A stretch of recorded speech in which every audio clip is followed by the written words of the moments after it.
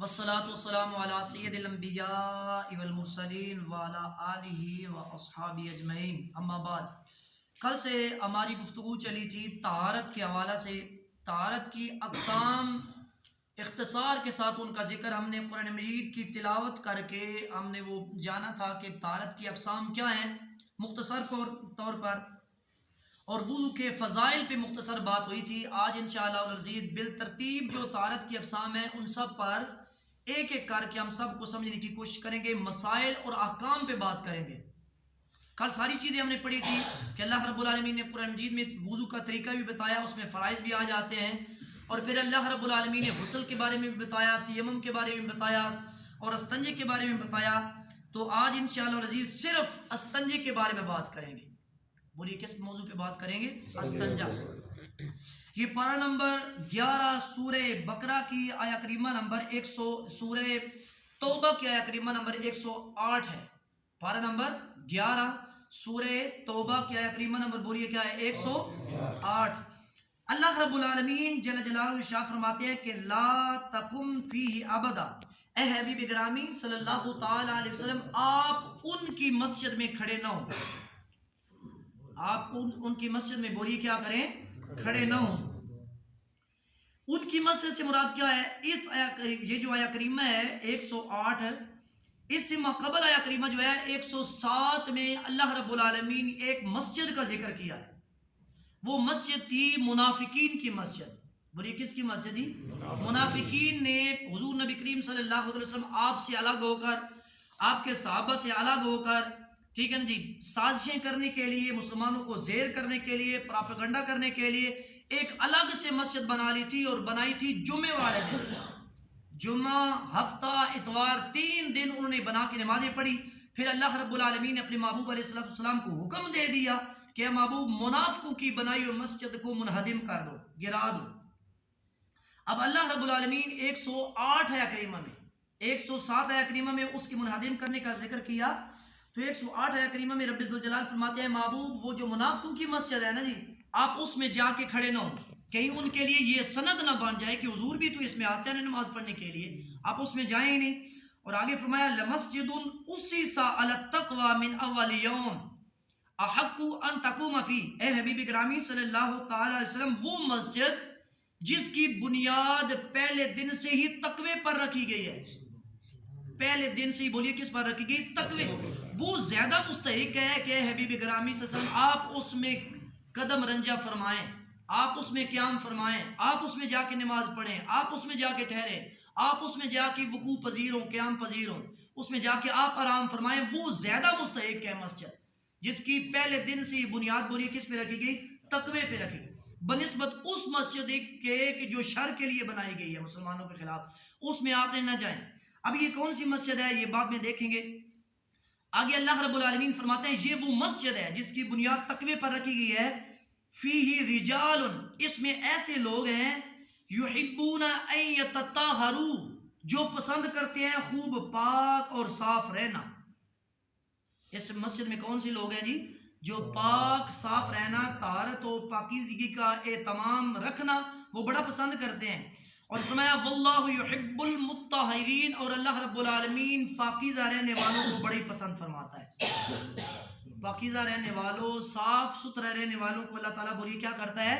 پسند فرماتا ہے۔ پارہ نمبر 2 کی آیہ کریمہ اللہ رب العالمین نے ارشاد فرمایا ان اللہ یحب التوابین ویحب المتطہرین، اللہ رب العالمین خوب پاک صاف رہنے والوں اور خوب توبہ کرنے والوں کو بڑا پسند فرماتا ہے، ان کو اپنا محبوب بناتا ہے۔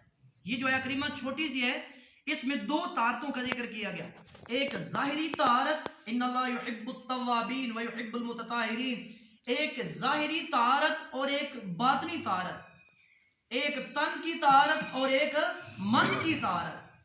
تن کی طہارت کی کیا ہے؟ استنجا کر لینا، وضو کر لینا، غسل کر لینا، یہ تن کی طہارت ہے، اس سے جسم پاک ہوتا ہے۔ ایک ہے من کی طہارت جس سے دل پاک ہوتا ہے، وہ طہارت ہے جی توبہ۔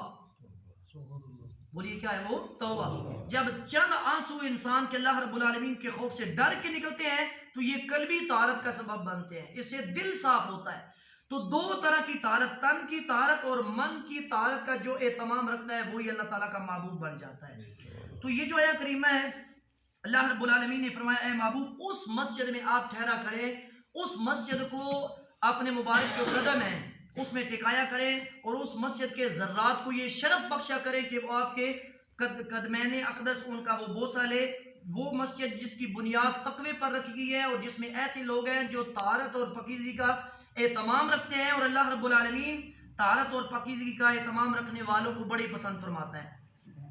اب اس آیت کریمہ کی شان نزول میں حضرت ابو ہریرہ رضی اللہ تعالی عنہ فرماتے ہیں کہ کریم آقا صلی اللہ تعالی علیہ وآلہ وسلم کا ارشاد پاک ہے کہ رجال یحبون ان یتطہروا، فرمایا اس سے مراد اہل قباء ہے۔ اہل قباء، قباء کی بستی والے جو حضور نبی صلی اللہ علیہ وسلم نے سب سے پہلے جس مسجد میں آ کے مدینہ شریف کی طرف جب آئے تو سب ہجرت کر کے جب آئے تو سب سے پہلا قیام مسجد قباء مسجد تعمیر فرمائی، اس میں قیام کیا، اور جمعہ بھی سب سے پہلا ادھر ہی آ کے پڑھا۔ تو اس سے مراد وہ مسجد ہے مسجد قباء۔ فرمایا یہ جو پاکیزگی کا اہتمام رکھتے ہیں اہل قباء والے، قباء کی بستی والے میں۔ ایک حدیث پاک کے بتا رہا ہوں۔ اور کثیر ترک سے اس سے مراد مسجد نبوی ہے۔ بولیے کون سی مسجد ہے؟ حضرت عبداللہ بن عباس رضی اللہ عنہ آپ کا ایک قول ہے مسجد قباء کے بارے میں، لیکن حضرت ابو ہریرہ رضی اللہ عنہ، حضرت عبداللہ بن عمر رضی اللہ عنہ، حضرت زید بن ثابت رضی اللہ عنہ، اور حضرت ابو سعید خدری رضی اللہ تعالیٰ عنہ، یہ جمہور صحابہ جو ہے آپ فرماتے ہیں اس مسجد سے مراد جس مسجد کی اللہ رب العالمین نے تعریف فرمائی ہے یہ مسجد نبوی ہے۔ بولیے کون سی مسجد ہے؟ مسجد نبوی جو مدینہ شریف میں ہے۔ بہت سے احباب بیٹھے ہوں گے جن کو اللہ تعالیٰ نے زیارت عطا فرمائی، اور ہر روز ہی میری یہ دعا ہوتی ہے کہ الہ العالمین ہمیں حرمین شریفین کی باادب بار بار حاضری عطا فرما۔ بہت سے ایسے ہیں جنہوں نے دیکھی ہے، اور کچھ ایسے نہیں ہیں جنہوں نے نہیں دیکھی۔ جنہوں نے دیکھی ہے ان کو بھی، اور جنہوں نے نہیں دیکھی ان کو بھی اللہ تعالیٰ بار بار مسجد نبوی اور مسجد حرام کی زیارت عطا فرمائے۔ اب میرے قبلی والے آقا صلی اللہ علیہ وسلم نے جب یہ فرمایا حضرت ابو ہریرہ والی جو حدیث پاک ہے کہ اس سے مراد اہل قباء والے، فرمایا وہ اس لیے ان کی شان میں یہ آیت کریمہ نازل ہوئی کہ وہ جب استنجا کرتے تھے تو استنجے سے اپنے جسم کو خوب پانی سے پاک کیا کرتے تھے۔ پانی کی طہارت اور پاکیزگی کا پانی سے طہارت اور پاکیزگی کا اہتمام رکھتے تھے، تو اللہ رب العالمین ان کی تعریف فرمائی۔ جب یہ آیت کریمہ نازل ہوئی تو میرے کریم آقا صلی اللہ علیہ وسلم نے انصار صحابہ کرام رضوان اللہ تعالی علیہ مجمعین کو مخاطب کیا اور فرمایا تمہاری تعریف اللہ رب العالمین نے کی ہے کہ تم بڑی طہارت اور پاکیزگی کے اہتمام رکھتے ہو، ذرا یہ تو بتاؤ تمہاری طہارت ہے کیا؟ تمہاری تعریف اللہ رب العالمین نے کی ہے۔ چونکہ حضور نبی کریم صلی اللہ علیہ وسلم کے قلب اطہر پہ قرآن مجید نازل ہوتا تھا تو پہلے خبر آپ کو ہوتی تھی، چونکہ صحابہ کی تعریف ہوئی تھی تو آپ نے صحابہ سے پوچھا ذرا یہ بتاؤ تمہاری تعریف ہو رہی ہے کہ تم طہارت اور پاکیزگی کا اہتمام رکھتے ہو، وہ کرتے کیا ہو؟ تو میرے کملی والے آقا صلی اللہ علیہ وسلم کے جانثار صحابہ نے جواب دیا یا رسول اللہ ہم جب نماز کے لیے اٹھتے ہیں تو ہم وضو کر لیتے ہیں، جب حالت جنابت میں ہوتے ہیں، جب جنبی ہو جاتے ہیں، غسل فرض ہوتا ہے تو ہم غسل کر لیتے ہیں، اور یا رسول اللہ جب ہم واش روم میں جاتے ہیں، بیت الخلاء میں جاتے ہیں رفع حاجت کرنے کے لیے تو ہم استنجا کر لیتے ہیں۔ حضور نبی کریم صلی اللہ علیہ وسلم نے فرمایا یہی طہارت ہے۔ بولیے کیا فرمایا؟ یہی طہارت ہے۔ فرمایا اس کا بہترین طریقے سے التزام کر کے رکھو، اہتمام کر کے رکھو، یہی طہارت ہے۔ وضو کرنا، غسل کرنا، استنجا کرنا۔ اور آج ہم نے بات کرنی تھی استنجا کے حوالہ سے۔ استنجا کے حوالے سے جو سب سے پہلے حضور نبی کریم صلی اللہ علیہ وسلم کی جو سنتے ہیں ان سنتوں کو ہم نے سمجھنے کی کوشش کرنی ہے۔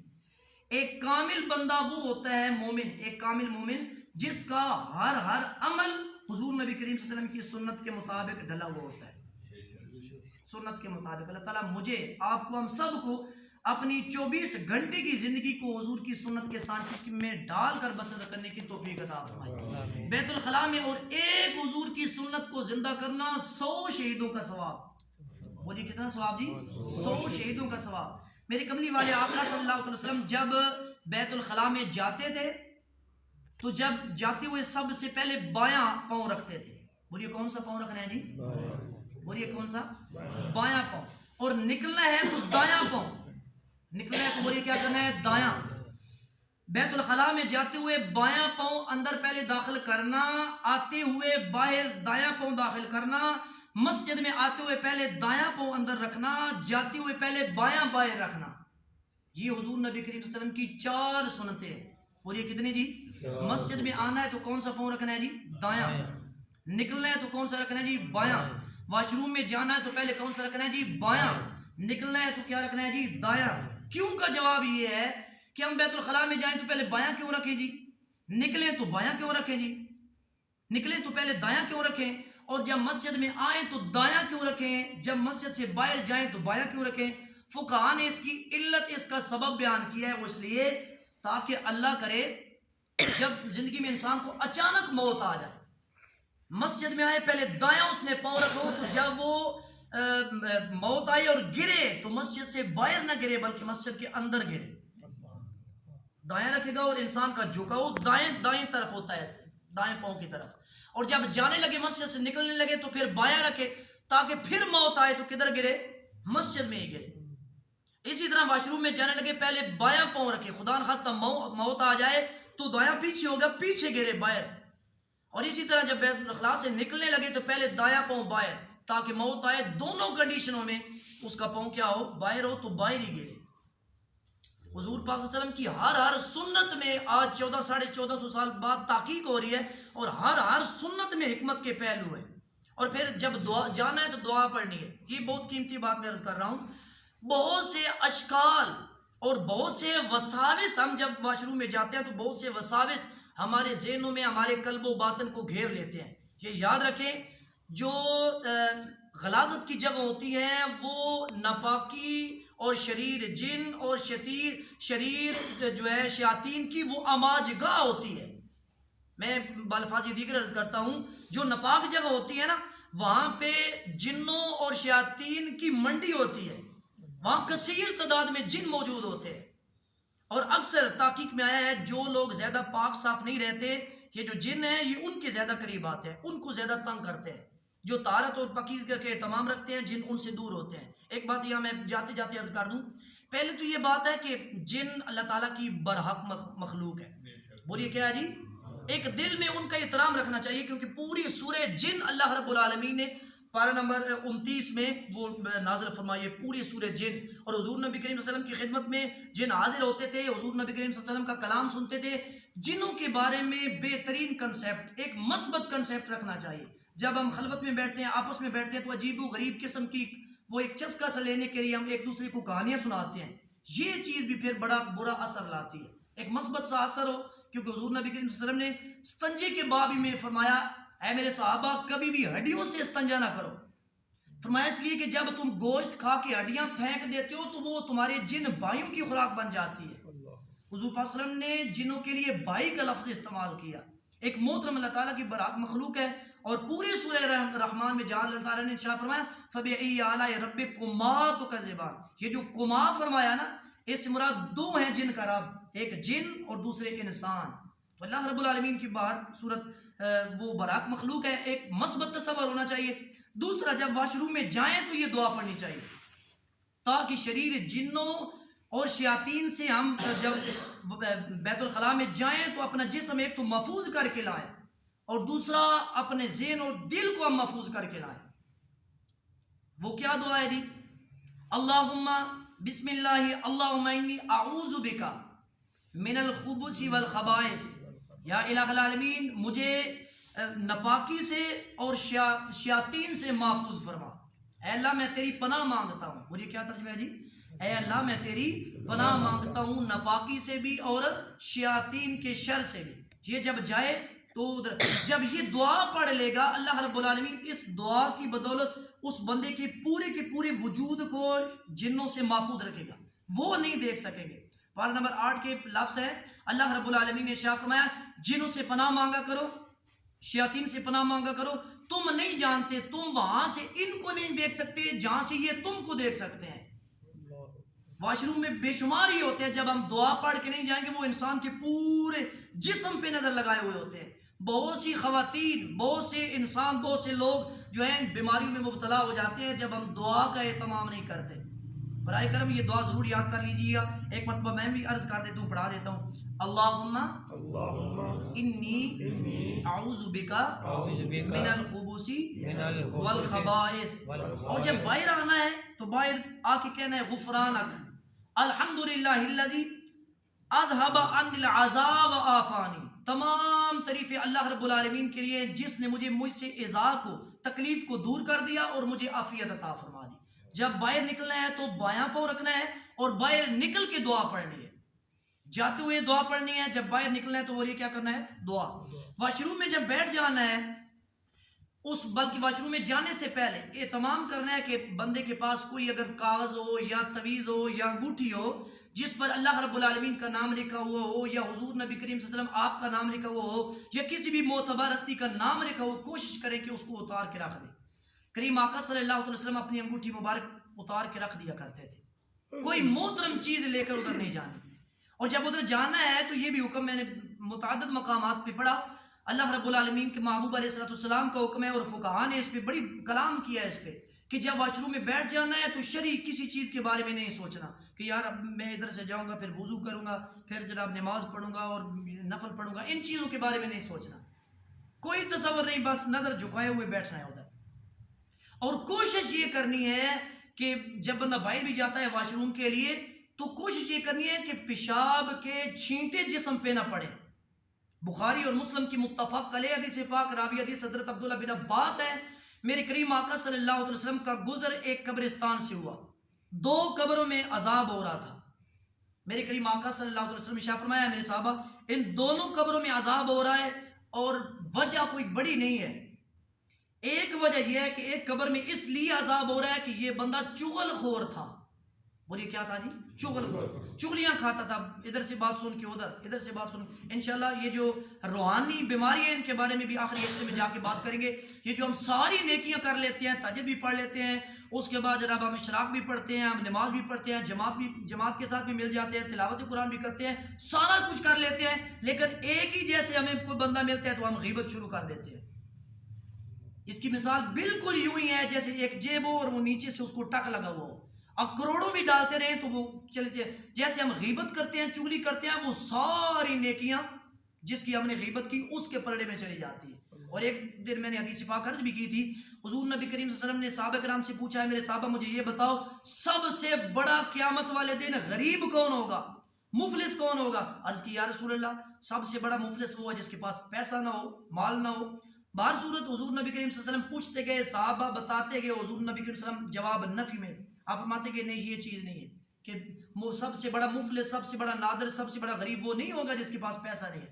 آپ نے فرمایا سب سے بڑا مفلس وہ ہوگا جو قیامت والے دن آئے گا نیکیوں کے انبار لے کر آئے گا, پہاڑوں کے برابر نیکیاں ہوں گی, لیکن جب وہ نیکیوں کے انبار ہوں گے تو کوئی آ جائے گا جی اس نے میری غیبت کی تھی, جی لے جائے اس کی نیکیوں میں سے. کوئی آ جائے گا جی اس نے مجھے میری چغلی کھائی تھی, جی آپ اس کی نیکیوں میں سے لے جائیں. کوئی آ جائے گا جی اس نے میری دل آزاری کی تھی, میرے ساتھ سخت لفظوں کے ساتھ بولا تھا, جی آپ اس کی نیکیوں میں سے لے جائیں. یہاں تک کہ نیکیوں کا انبار پہاڑ وہ سارا بانٹ بانٹ کے ختم ہو جائے گا, ابھی تک لوگ اور بھی باقی رہیں گے. اب کہا جائے گا اچھا اس طرح کرو, ان کے گناہ اب اس کے کھاتے میں ڈال دو, نیکیاں تو ہیں نہیں جو اس کی دی جائیں, تمہارے جو گناہ ہے اس کے کھاتے میں ڈال. نیکیوں کا پہاڑ لے کے آیا, نیکیاں بٹ گئی, نیکیوں کا اب برائیوں کا انبار اس کے کھاتے میں آ گیا. سب سے بڑا مفلس وہ ہوگا. ساری نمازیں بھی تھی, روزے بھی, آئی تلاوت, وہ ساری چیزیں تھیں, لیکن وہ برباد ہو جائے گا. تو غیبت, ان ساری چیزیں, یہ جو روحانی بیماریاں ہیں آخری اشرے میں انشاءاللہ بات کریں گے. تو ایک قبر میں اس لیے عذاب مبتلا ہو رہا تھا, بولیے وہ کیا کرتا تھا, چغلی کھاتا تھا. اور دوسری قبر میں اس لیے عذاب ہو رہا تھا جب وہ پخانہ پیشاب کے لیے بیٹھتا تھا, پخانہ پیشاب کے چھوٹے چھوٹے چھینٹوں سے اپنے جسم کو وہ بچاتا نہیں تھا, وہ اجتناب نہ کرنے کے لیے اس کی قبر میں عذاب تھا. کریم آقا صلی اللہ علیہ وسلم نے کھجور کی 2 شاخیں لی تر اور دونوں قبروں پہ رکھ دی. صحابہ کرام نے عرض کی یا رسول اللہ ان کے ساتھ کیا ہوگا؟ فرمایا جب تک یہ سبز رہیں گی ان سے عذاب رفع رہے گا, اٹھا ہوا رہے گا, عذاب ان سے دور رہے گا. تو اس لیے جب واش روم میں جانا ہے چھوٹے چھوٹے چھینٹوں سے بھی اجتناب کرنا ہے. اور بالکل اور استنجا جب کرنا ہے سنت یہ ہے, ویسے پرانے زمانے میں تو یہ ہوتا تھا, اب نہیں ہوتا. پہلے ڈھیلوں کے ساتھ استنجے کی جگہ کو صاف کرنا ہے, پھر اس کے بعد پانی بہانا ہے. لیکن اب چونکہ یہ نہیں ہوتا, اگر کوئی اس طرح کرتا ہے تو یہ افضلیت ہے, یہ کامل سنت ادا کر لے گا. اگر نہیں کوئی کر سکتا تو پھر پانی کے ساتھ بہترین کر کے استنجا کرنا ہے. پھر اس کے بعد باہر آ کے جس طرح میں نے دعا کی عرض کیا تھا کہ بایاں رکھنا ہے اور پھر دعا کرنی ہے. دعا ہے اللہ رب العالمین یہ جو چیزیں میں نے عرض کی ہیں مجھے آپ کو ہم سب پہ ان پہ عمل کی توفیق عطا فرمائے.